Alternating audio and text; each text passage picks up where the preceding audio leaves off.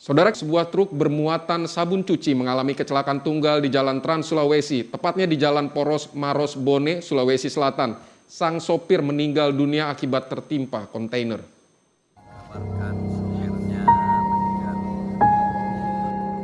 Dengan menggunakan alat berat, petugas berupaya mengevakuasi jenazah sopir truk kontainer yang meninggal dunia akibat kecelakaan tunggal di Kecamatan Malawa, Kabupaten Maros.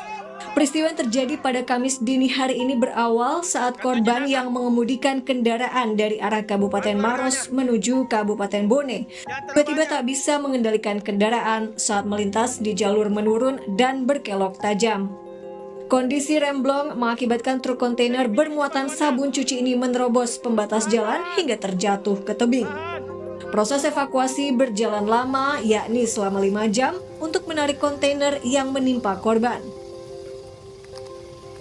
Kondisi jalan bagus, kondisi mobilnya yang kurang bagus. Oh gitu. Sudah tidak layak untuk gitu. beroperasi. Tapi medan di situ memang agak sedikit menurun, agak Bu. menurun dan bagian memang atau jurang ya, Bu? Tikungan, banyak tikungan tajam. Oh, di daerah pegunungan situ ya, Bu? Betul sekali. Ada jurang. Kecelakaan tunggal yang menewaskan sang sopir ini telah ditangani oleh petugas kepolisian Satuan Laka Lantas Polres Maros. Korban saat ini telah berada di rumah duka di Kabupaten Jeneponto untuk dimakamkan. Tim Liputan, Kompas TV.